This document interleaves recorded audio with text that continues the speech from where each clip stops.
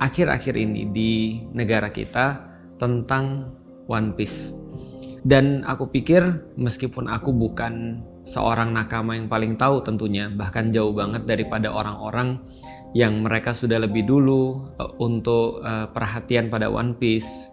Mereka mungkin yang lebih vokal, mereka yang lebih ngulik bahas tentang One Piece banyak banget, dan teman-teman bisa cari itu dimanapun. Tapi aku punya pengalaman dengan One Piece ya semenjak aku mungkin kuliah ya, dan baca One Piece sampai dengan sekarang. Dan mungkin setelah Naruto tamat, itu menjadi satu-satunya komik yang aku masih baca sampai dengan sekarang. Walaupun cara bacaku agak-agak sedikit mungkin berbeda ya daripada yang lain, karena aku sukanya storing dulu. Jadi setelah berapa ratus baru terus kemudian aku maraton baca. Jadi sekarang aku baru baca sampai Kaido, meskipun spoiler-spoilernya udah banyak dapat ke aku. Tapi hari ini kita bukan mau bahas tentang One Piece secara teknis, makanya aku secara pribadi disclaimer dulu bahwa aku bukan paling tahu tentang One Piece, tapi ini adalah sesuatu yang menjadi seperti apa dari aku ketika aku selama ini sudah bacain dan ngerti tentang One Piece. Jadi versiku lah kira-kira gitu ya. Jadi gini teman-teman sekalian, pertama-tama aku mau bahas dulu tentang simbol, karena manusia itu adalah makhluk simbol, dan yang paling sederhana daripada simbol itu adalah bahasa. Jadi bahasa itu adalah salah satu simbolisasi yang memang tidak bisa dilepaskan daripada manusia. Karena yang membedakan manusia dengan makhluk-makhluk yang lain itu adalah karena manusia itu bisa berbahasa dengan kompleks. Jadi gitu teman-teman sekalian. Alias kalau kita berbicara tentang mungkin kayak simpanse atau mungkin kayak orang utan, meskipun mereka memiliki banyak sekali kesamaan genetik dengan kita, tapi mereka tidak bisa berkomunikasi secara kompleks, dalam arti berbahasa kompleks. Misalnya seperti kayak berbicara, lalu kemudian menyimpan apa yang dibicarakan, lalu kemudian bisa mengekstrak apa yang dibicarakan untuk kembali menjadi ilmu, tulisan, lalu kemudian membaca, baca tulis lah ya. Ini kan termasuk daripada keahlian kompleks dalam berbahasa. Nah, dan bahasa itu adalah sebuah simbol. Maka kalau teman-teman paling sederhana, selain bahasa sendiri adalah sebuah simbol, tulisan itu juga sebuah simbol. Misalnya ya, orang-orang Inggris menyimbolkan misalnya topi dengan hat misalnya. Tapi orang-orang Indonesia menyimbolkan itu dengan topi. Sehingga ketika kita mengucapkan kata topi, itu kan kebayang dengan orang-orang Inggris misalnya, atau orang Amerika misalnya, atau yang berbahasa Inggris mengatakan hat, itu kebayangnya harusnya sama. Karena itu adalah simbol. Dan itu simbol akhirnya bisa dipindahkan lewat tulisan. Tapi kita nggak mau bahas terlalu dalam soal itu ya. Aku cuma mau bahas bahwasanya simbol itu punya kekuatan. Kekuatan simbol itu adalah dia bisa mendeliver satu hal yang berupa ide, ataupun value, ataupun sebuah emosional bahkan dalam waktu yang sangat cepat. Ini adalah fungsi sebuah simbol. Jadi teman-teman tahu bahwasanya kenapa kita sebagai manusia adalah makhluk simbol, karena memang simbol itu sekuat itu. Misal ya, sesederhana ketika kita melihat simbol hati misalnya, nah itu berarti love gitu kan ya. Sama ketika orang Korea bentuk love gitu kan ya, atau bentuk love-nya gini, nah ini simbol. Simbol itu adalah segala sesuatu tentang manusia memang, karena manusia tuh menyederhanakan segala sesuatu dengan simbol. Misal kayak gini misalnya, ini kayak kalau anak SMA ya, gini misalnya ya sok cool gitu kan ya, atau bisa dengan victory gitu ya, ataupun banyak simbol-simbol yang lain lah. Misalnya contoh ya, jangan lah ya, kalau yang tengah jangan ya, itu juga simbol tuh. Maka kadang-kadang kita lihat ya, misal kalau ada orang mengacungkan jari tengah misalnya, itu orang-orang yang lihat tuh sontak marah tuh. Kenapa? Karena itu kadang-kadang orang jadi mikir gini, loh ngapain itu cuma jari tengah doang? Iya, tapi itu simbol. Dan semua orang bisa ngerti itu. Nah, ketika simbol itu dikeluarkan, itu mewakili daripada value atau daripada pemikiran atau daripada emosi orang yang mengeluarkan simbol itu, dan yang menangkap daripada simbol itu juga akan mendapatkan value ataupun pemikiran ataupun emosi yang sama. Maka simbol ini adalah sesuatu yang sangat penting karena tidak terhindarkan bagi manusia. Misal, aku pas masih kecil itu karena aku nonton film Superman, bukan Superman ding, Superboy. Nah, waktu itu ya Superboy ya. Jadi untuk Superman, Superboy lah ya. Aku sering gambar simbol S di bukuku ketika lagi sekolah. Kenapa? Karena simbol S yang aku bikin itu seolah-olah mengasosiasikan aku dengan seperti apa orang atau seperti apa yang kutonton itu. Jadi kuat, matanya bisa keluar laser, bisa terbang, niupnya bisa jadi es gitu kan ya. Itu adalah mensimbolkan, membela orang-orang yang lemah, itu simbol namanya. Jadi begitu ada orang, dia sudah terinternalisasi tentang value tertentu, ataupun pemikiran tertentu, ataupun keadaan emosional tertentu ketika dia melihat itu, maka dia pasti akan menggunakan simbol itu, atau gambar simbol itu, atau ngapainlah tentang simbol itu. Lebih dewasa lagi, ketika masih kecil aku gambar Superman, nonton Batman, gambar Batman, nonton Spiderman, lambang. Oh itu kalau teman-teman tahu buku SMP ku itu semua gambarnya laba-laba, gitu kan? Karena itu paling mudah digambar tuh, simbol laba-labanya Spiderman gitu kan ya. Nah itu adalah aku suka tuh simbol.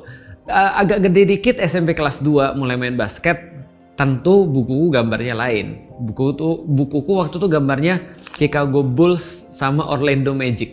Nah ini yang kalau dengar yang lahir tahun 80-an, 84, 85, 80-an lah ya, atau yang 90-an awal, ngerti kenapa aku pasang Chicago Bulls sama Orlando Magic.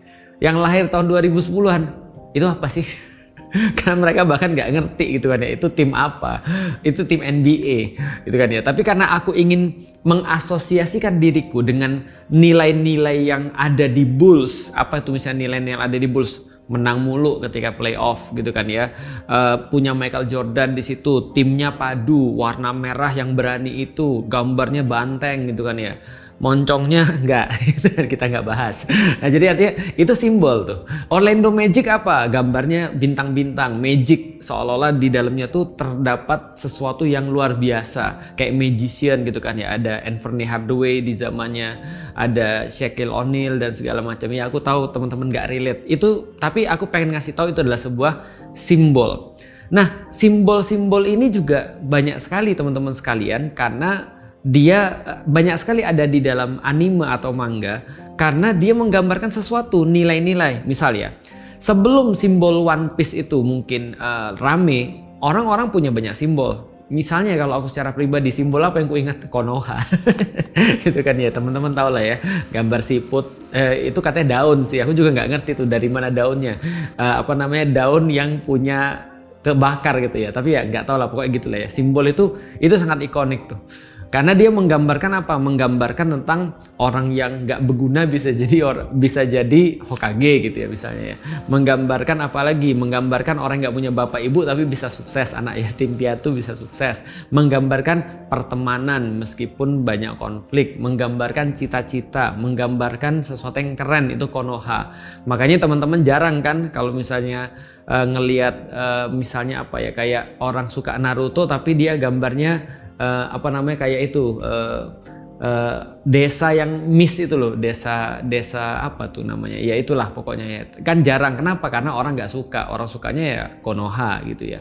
Nah misalnya lagi kalau kita lihat, ada dulu aku pernah baca komik namanya Fairy Tail. Itu kayak semacam kayak geng penyihir gitu kan ya, geng inilah ya, bukan cuma penyihir lah ya, semuanya lah. Jadi dia semacam kayak sebuah geng pembela kebenaran lah, kira-kira gitu. Nah, itu juga sama ceritanya tentang di situ apa, ketika orang masang logo Fairy Tail itu, misalnya di tangannya tuh ada logo Fairy Tail, tandanya kalau dia sudah bergabung dengan guild tertentu, dia pakai tato Fairy Tail, entah di sini, entah di matanya, entah di mana gitu kan ya. Tapi yang jelas ada nilai-nilai tertentu di ketika ada orang bergabung dengan satu grup itu simbol namanya teman-teman sekalian. Apa misalnya menghargai keadilan kalau sudah di Fairy Tail, terus kemudian dia sangat apa namanya, setia kawan, dia sangat mengutamakan yang namanya kebersamaan dan seterusnya dan seterusnya dan seterusnya. Dan itu juga terjadi di dunia nyata teman-teman sekalian, bahwasanya simbol itu kadang-kadang kita pakai untuk menunjukkan siapa kita dan nilai apa yang kita pegang dan apa yang kita yakini. Simbol-simbol kayak gitu yang paling sering teman-teman kita di Nasrani, mereka sering pakai simbol misalnya kalung salib yang mereka yakini, yang mereka jadiin sebagai kayak value-value yang mereka dapat, apakah pengorbanan di kayu salib dan seterusnya.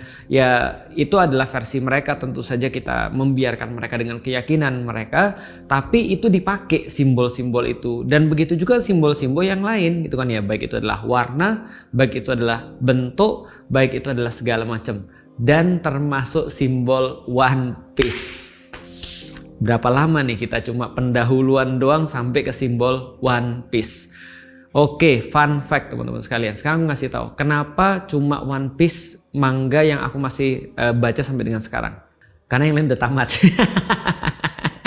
Enggak, bukan itu aja. Tapi gini ya teman-teman sekalian. Bagiku nonton One Piece itu bukan hanya hiburan.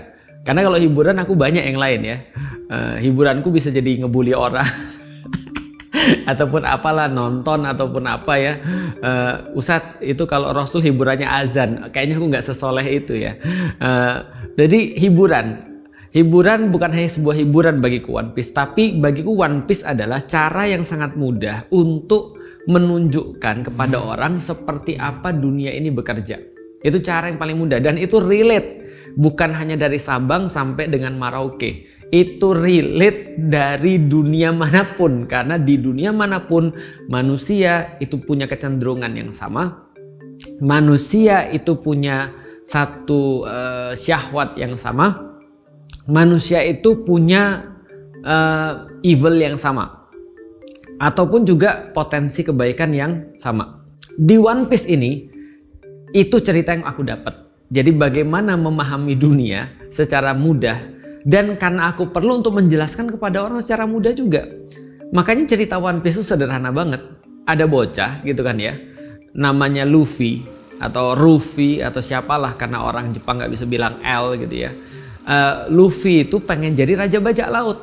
Ini adalah sebuah by the way, boleh nggak aku sedikit ngasih tahu ya teman-teman sekalian.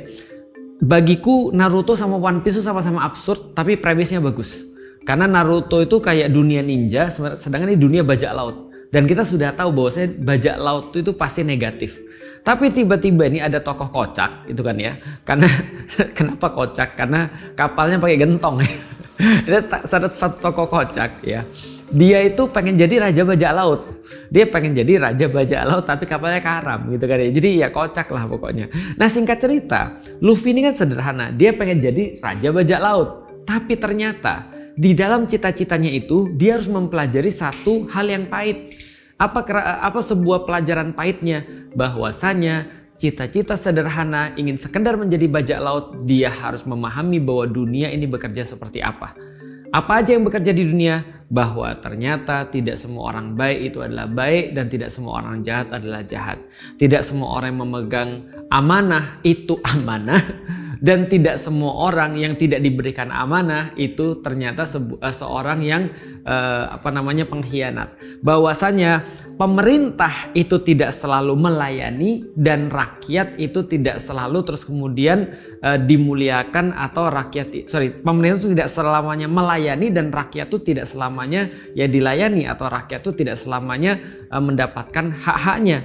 Dia mendapati apa lagi? Bahkan sesuatu yang lebih parah daripada itu, dia mempelajari adanya rasisme di dunia, sehingga dalam perjalanannya itu dia harus berantem dengan orang-orang yang rasis. Dia mempelajari ada orang-orang yang ngeracunin orang lewat makanan, yang harusnya makanan itu memberikan sebuah kebahagiaan. Di tengah jalan dia mempelajari ada satu negara yang dikooptasi oleh negara-negara yang lain gitu kan ya. Dan ternyata di atas pemerintah dunia ada pemerintahan lagi, dan di atas pemerintahan lagi itu ternyata ada orang yang mengendalikan yang benar-benar bertentangan dengan nilai-nilai universal yang dipahami oleh manusia. Misal bahwa anak kecil itu harus dimuliakan, harus boleh bermain, itu adalah masanya mereka untuk bahagia. Ternyata ada yang dipekerjakan secara paksa, ada yang terus kemudian dikriminalisasi, ada anak-anak yang harus mengalami rasis dan seterusnya. Ini adalah terus kemudian yang dia pelajari. Dan ternyata teman-teman sekalian, apa inti daripada One Piece? Inti daripada One Piece bahwasanya sama seperti intinya dunia, yaitu orang-orang kuat itu selalu sewenang-wenang. Itu intinya sih sebenarnya. Ini adalah ada satu hal yang entah kita ada dimanapun dan kapanpun kita ada, kita selalu nggak suka sama orang yang petantang-petenteng. Kita selalu nggak bisa terima dengan orang-orang yang mereka sewenang-wenang, sesukanya, bahasa Jawanya sakarepe. Jadi itu selalu tidak akan disukai, atau di dalam bahasa agama zolim. Ini inti daripada One Piece nih. Jadi One Piece itu berkembang daripada seorang anak yang pengen jadi raja bajak laut, ternyata dia dapat bahwasanya di dalam cita-citanya itu ternyata yang dikatakan pemerintah itu ternyata banyak melakukan kesewenang-wenangan. Oke, kita balik sedikit. Kenapa dia pengen jadi bajak laut? Sederhana, karena ada satu orang, itu kan awal cerita kan Luffy kan mau jadi raja bajak laut. Di lagunya itu ada cerita juga tuh. Ada seorang raja bajak laut, dia bilang bahwasanya dia ninggalin seluruh kekayaan, dia ninggalin seluruh popularitas, dia ninggalin seluruh terus kemudian segala macam yang dia dapat ketika dia jadi bajak laut di tempat tertentu. Itu namanya One Piece. Artinya ketika dia jadi raja bajak laut menggantikan yang sudah dieksekusi ini namanya Goldie Roger itu, maka dia akan dapat One Piece. Itu ceritanya jadi One Piece. Tapi teman-teman sekalian, yang menarik adalah yang mengeksekusi raja bajak laut ini adalah pemerintah dunia. Dan ternyata pemerintah dunia ini melakukan eksekusi itu bukan karena ngelindungin rakyatnya, tapi karena ngelindungin kepentingannya sendiri. Sampai di sini masih aman. Jadi itu tuh udah kebayang ya kenapa nih bendera One Piece itu lalu banyak diangkat kan, itu kan. Dari sini udah paham ya. Oke, kita lanjut. Ternyata setelah perjalanan Luffy mencari One Piece dan menjadi raja bajak laut ini, dia ngumpulin kru-kru tuh semua tuh, kru-kru kapalnya itu. Dia ketemu dengan Zoro. Siapa lagi nih Zoro? Zoro ini seorang bounty hunter.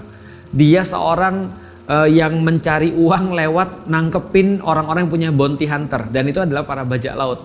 Tapi sayangnya dia juga dizolimi. Dia juga diperlakukan sewenang-wenang oleh Marine, jadi pemerintah dunia guys, ini punya tentara namanya Kaigun. Kaigun itu tentara laut, dalam bahasa Inggris marine gitu, marine ya. Nah, dia juga dizolimi oleh tentara laut atau marine ini. Dia ketemu Zoro yang akhirnya jadi ini second hand-nya dia, jadi vice captain-nya dia. Dia ketemu misalnya Usopp yang kemudian jadi penembak jitunya. Dia ketemu juga Nami yang menjadi navigatornya. Dia ketemu juga Sanji yang jadi second man gitu. Kalau di dalam Islam tuh khalifah kan punya dua muawin gitu kan ya. Seperti kata Rasulullah, pembantuku di dunia adalah Abu Bakar dan Umar. Nah itu kira-kira begitulah ya. Jadi ada dua pembantu. Nah, itu adalah ada Luffy, terus kemudian ada Zoro dan ada Sanji. Nah mereka satu kapal. Ini belum yang lain-lain nanti ya nyusul ya. Nah itu ada di dalam satu kapal, dan ternyata masing-masing itu punya cita-cita sendiri. Dan teman-teman sekalian, kalau kita lihat ternyata memang di dalam kapal itu urusannya sama tuh mereka semua. Apa urusannya?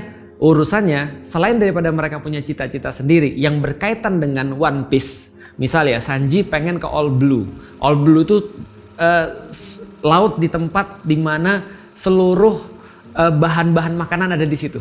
Nah, itu dia pengen membuat makanan dari bahan-bahan terbaik. Nami pengen buat seluruh peta dunia gitu kan ya, peta dunia di One Piece. Usopp pengen ketemu bapaknya. Lalu kemudian ya Zoro pengen jadi pendekar pedang terkuat dan seterusnya. Nah semua itu akan terjadi kalau mereka ketemu One Piece. Tapi kesamaan mereka yang lain adalah mereka sama-sama punya masalah sama pemerintah dunia. ada yang diperes oleh pemerintah dunia lewat preman-preman yang dipelihara oleh pemerintah dunia. Preman-preman ini punya kekuatan, mafia-mafia ini nih, namanya si Chibukai. Oke, aku tahu setiap omonganku pasti yang nonton ini langsung di-relate. Aku ngerti, iya aku tahu. Itu kayak mirip banget di negara Zimbabwe, iya benar. Nah itu terjadi tuh, mereka benar-benar punya masalah-masalah sendiri sama pemerintah dunia, baik secara langsung ataupun tidak langsung. Ada yang dizolimi, ada yang diperes, lalu kemudian Nico Robin, itu aduh, satu-satunya di antara seluruh kru itu yang menurutku ya yang paling tragis hidupnya itu adalah Nico Robin. Kenapa? Secara anak kecil dia menghadapi kebiadaban dan perlakuan buruk terhadap anak kecil gitu kan ya. Karena kenapa? Itu dia tinggal di satu tempat namanya Ohara. Ohara ini dibantai habis oleh buzzer call. Salah, buster call. Jadi dibantai habis oleh buster call. Jadi benar-benar dibantai habis satu pulau namanya Ohara hanya gara-gara bukan mereka tuh makar, bukan mereka itu ngibarin bendera Jolly Roger atau bendera Luffy, enggak. Mereka tuh diperlakukan kayak itu, dihabisin satu pulau, tersisa cuma Nico Robin doang karena mereka punya kemampuan membaca sejarah. Ini penting nih, makanya orang-orang di One Piece ini menjadi problem karena ya mereka punya kemampuan yang dianggap mengancam pemerintah dunia. Terus kalau Luffy ngapain? Dia kan cuma mau jadi bajak laut. Iya, masalahnya dia ada D-nya itu, Monkey D. Luffy. D itu sampai sekarang nggak dibuka sama Oda Sensei yang ngarang One Piece. Tapi itu dikatakan bahwa musuh alami pemerintah dunia itu adalah orang-orang dengan titik D itu, D titik itu. Ya contohnya kalau di Yuk Ngaji ya Asa D Hussein ya, atau Rizkoa D Tama itu ya. Itu contoh misalnya. Jadi D ini yang ada D ini dibenci sama pemerintah dunia karena bisa mengakibatkan mereka terbuka boroknya dan buruknya. Nah jadi ini problematika mereka satu kapal tuh sama, Nico Robin, Chopper juga sama. Mereka itu semua sama-sama memiliki masalah secara langsung ataupun tidak langsung dengan pemerintahan dunia. By the way teman-teman sekalian, kesewenang-wenangan yang menjadi inti daripada kelakuan pemerintah dunia ini, itulah yang dilawan oleh bajak laut yang baik. Karena kalau bajak laut yang disewa sama pemerintah ini namanya buzzer call, namanya si Chibukai tadi itu. Aja si Chibukai ini adalah bajak laut yang mereka memihak pada pemerintah, gitu ya. Nah itu yang menjadi lawan bajak laut, yang bajak laut ini benci banget dengan kesewenang-wenangan. Maka di antara bajak laut ini ngangkat bendera. Apa benderanya? Jolly Roger itu. Dan Jolly Roger itu masing-masing punya kekhasan sendiri. Misal yang terkenal aja ya, Shanks itu ada 3 tuh goresnya. Kenapa? Karena Shanks itu matanya 3 kegores. Shirohige itu ada kumisnya. Shirohige artinya the white bear. Tapi pertanyaanku pada Oda Sensei adalah kenapa dikatakan janggut putih tapi dia nggak ada janggut? Ya udahlah ya, dia adanya kumis gitu kan ya. Jadi kumis gitu kan ya. Lalu kemudian Luffy dengan topi jeraminya, dengan topi jerami yang menjadi simbolnya dia. Nah sehingga teman-teman sekarang sudah mulai ngerti ketika simbol itu diangkat, ketika bendera Jolly Roger itu diangkat, itu adalah langsung di dalam One Piece, bukan di Indonesia sekali lagi, di dalam One Piece itu auto bahwa Anda adalah ngelawan pemerintah dunia. Auto Anda nggak suka dengan apa yang dilakukan oleh pemerintah dunia, yaitu apa? Memeras orang, gitu kan ya, di ceritanya Nami, lalu kemudian menguasai satu negara, memanfaatkan untuk kemudian mengkorupsi di suatu tempat kayak kelakuannya krokodil di Alabasta, lalu kemudian menjadikan satu ras lebih rendah daripada ras yang lain kayak kasusnya Fishman, gitu kan ya, lalu kemudian juga melakukan misalnya pembantaian terhadap rakyatnya seperti di Ohara, dan juga melakukan banyak sekali tindakan-tindakan kesewenang-wenangan yang lain. Ini yang terjadi pada One Piece. Jadi kalau Anda ngangkat bendera, itu berarti apa? Anda sedang melakukan sesuatu yang seolah-olah itu khawatirnya akan membahayakan pada pemerintahan dunia. Artinya, kalau andai kan sekarang di Indonesia ada orang yang ngangkat bendera One Piece, itu yang harusnya marah bukan pemerintah Indonesia. Yang harusnya marah itu pemerintahan dunia, guys. Tapi pemerintahan dunia belum ngomong bahwasanya dia marah dengan orang Indonesia. Yang marah malah pemerintah Indonesia. Di titik itu aku bertanya, apa hubungannya pemerintah Indonesia sama pemerintah dunia di One Piece? Kan gitu. Oke, aku lanjut ya. Kayaknya kurang kesewenang-wenangannya. Oke. Coba lihat ya, ternyata pemerintah dunia ini adalah apa? Pemerintah dunia ini adalah bentukan daripada 20-1. Jadi ada 20 negara dulu, negara-negara tua membentuk pemerintahan dunia untuk melindungi diri mereka. Mereka bentuk tentara laut untuk melindungi mereka. Siapa pemerintah dunia ini? Orang-orang yang diangkat untuk mereka ngelindungin namanya Tenryubito. Nah, jadi kalau teman-teman baca nih di komen-komen ini, memang ngeselin tuh Tenryubito, bajigur tuh Tenryubito dan segala macam. Siapa Tenryubito? Ten langit, Ryu itu adalah dragon, naga. Tenryubito adalah keturunan naga langit.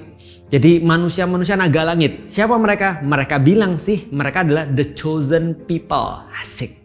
Kaum terpilih, guys. Mereka adalah orang-orang yang dianggap kaum terpilih. Mereka adalah menganggap bahwa diri mereka lebih utama daripada yang lain. Dia bisa menjadikan manusia yang lain sebagai peliharaannya mereka. Karena dianggap sebagai binatang. Mirip siapa ya? Cobalah cari. Kaum mana di dunia ini yang merasa paling terpilih dan hidup di tanah terjanji? By the way, di One Piece ada satu Holy Land namanya Marijoa. Itu adalah tempat tinggalnya Tenryubito. Jadi tanah terjanji mereka bilang karena mereka adalah orang-orang terjanji dan menjadikan manusia-manusia selain mereka itu seperti binatang. Literally seperti binatang. Diperdagangkan di pasar Buddha, dirantai, dinaikin, dan segala macamnya. Dan semua itu dilindungi oleh pemerintah dunia dan mereka nggak bisa untuk dihukum. Gila kan? Kayak tahu nih. Mereka ini dapat jabatan cuma karena bapaknya Tenryubito. Ya, jadi tolong jangan dibawa mana. Bapaknya Tenryubito nih. Ini dapat jabatan karena bapaknya punya jabatan. Bapaknya adalah keturunan khusus, menindas orang yang lain, berbuat sewenang-wenang dan nggak bisa dan nggak boleh untuk dihukum. Ini yang dilawan oleh Luffy dan kawan-kawannya. Itulah arti bendera One Piece, teman-teman sekalian. Maka kalau kita melihat bendera One Piece di kepala orang-orang yang nonton, di kepala orang-orang yang baca manga juga, di kepala para nakama, yang kebayang adalah ketika Nami nangis, ketika dia harus nyari duit banyak, diperas, terus kemudian untuk melayani syahwat yang gak habis-habis, Arlong yang kemudian direstui oleh pemerintah.